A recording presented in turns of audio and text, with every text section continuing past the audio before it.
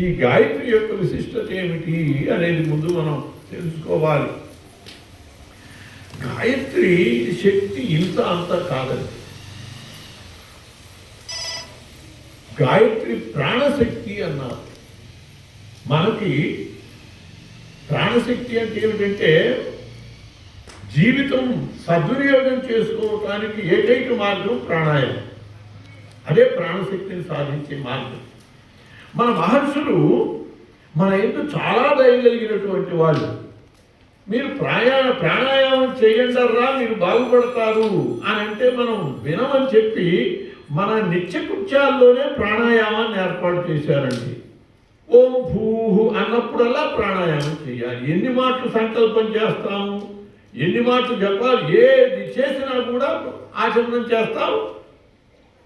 ఓం భూహు అని చెప్పంటాం కదా, అన్నప్పుడల్లా ప్రాణాయామం చేస్తూ ఉంటే రోజులో మనకి తెలియకుండానే మనం చాలా ప్రాణాయామం చేసినటువంటి వాళ్ళమయ్యి ఈ ప్రాణశక్తిని మనం సాధించుకున్న వాళ్ళం అవుతాం.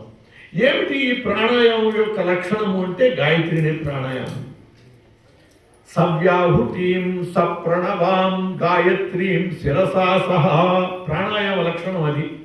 సవ్యాహుతిం సప్తవ్యాహుతో భూ ఓం భువ ఓం సువ ఓం మహ ఓం జన ఓం తప ఓం సత్యం సప్తవ్యాహుతులు చెప్తాం.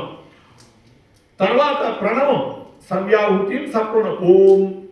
తర్వాత గాయత్రి తత్సవితుర్వరేణ్యం భర్గో దేవస్య ధీమహి ధియో యో నః ప్రచోదయాత్. సవ్యాహుతిం సప్రణవాం గాయత్రీం శిరసా సహా. తర్వాత ఏం చెప్తాం? ఓమాపో జ్యోతిరసో అమృతం బ్రహ్మభూద్భువస్సువరం. ఇది గాయత్రి శీర్షం.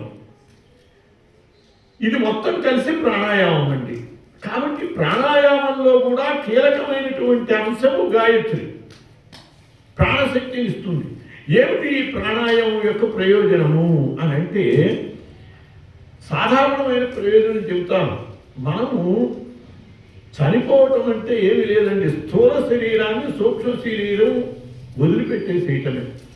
ఈ సూక్ష్మ శరీరం లేచిపోతుంది స్థూల శరీరాన్ని వదిలి. అదే ప్రాణం పోవడం. అది ప్రాణం పోవటం అంటే ఈ స్థూల శరీరం పంచభౌతికం కాబట్టి పంచభూతాల్లో కలిసిపోతుంది. ఆ సూక్ష్మ శరీరం శాశ్వతమైనటువంటి, శాశ్వతం అంటే ముక్తి పొందేదాకా ఉండేది. ఎన్ని జన్మలైనా మనకి మన వెంట వచ్చేది ఆ సూక్ష్మ శరీరమే. ఆ సూక్ష్మ శరీరము స్థూల శరీరం నుంచి వెళ్ళిపోయేటప్పుడు భయంకరంగా కొన్ని వేల తేళ్లు మండ్రగబ్బలు కుట్టినంత బాధ కలుగుతుందండి. దాన్నే మరణ బాధ అంటారు. అంటే ఈ స్థూల శరీరానికి సూక్ష్మ శరీరము ఎలా అతుక్కుని ఉంటుందంటే ఒక అట్ట మీద ఫెవికాల్తో కాగితాన్ని అతికించామనుకోండి, దాన్ని తీయబోతే ఎట్లా వస్తుంది? అది చీలికలు వాలికలు చాలా గందరగోళంగా వస్తుంది. చూసారా ఆ పరిస్థితి? దానివల్ల ఆ అట్ట కాగితము ఎంత క్షోభపడ్డాయో మనం కనుక ఆలోచించగలిగితే మన శరీరం అంత క్షోభపడుతుంది. కొన్ని వేల తేళ్లు మండ్రగబ్బలు పీకిన అదే మరణ బాధ అంటే. ఈ ప్రాణాయామం వల్ల స్థూల శరీరం నుంచి సూక్ష్మ శరీరం అనాయాసంగా వెళ్ళిపోతుందండి. తడి కాగితం మీద అట్ట మీద తడి కాగితం అతికించి దాన్ని తీసామనుకోండి ఎట్లా వస్తుంది? తేలిగ్గా వచ్చేస్తుంది. అట్లా ఈ స్థూల శరీరం నుంచి సూక్ష్మ శరీరం వెళ్ళిపోతుంది. మనకి ఏ మరణ బాధ ఉండదు. దీనివల్ల ఇంకా కూడా అనేక రకాల ప్రయోజనాలు, అమృత సిద్ధి కూడా ఏర్పడుతుంది. ఈ ప్రాణాయామం వల్లనే మూలాధారం నుంచి కుండలిని ఉద్బుద్ధమై సహస్రార కమలం దాకా చేరి అమృత సిద్ధి ఏర్పడి ముక్తిని పొందటానికి కూడా అదే హేతు అవుతుంది ప్రాణాయామం. కాబట్టి ఈ ప్రాణాయామం యొక్క విశిష్టత ఇంత అంత అని చెప్పలేము. అటువంటి ప్రాణాయామం దేంతో ఉన్నది?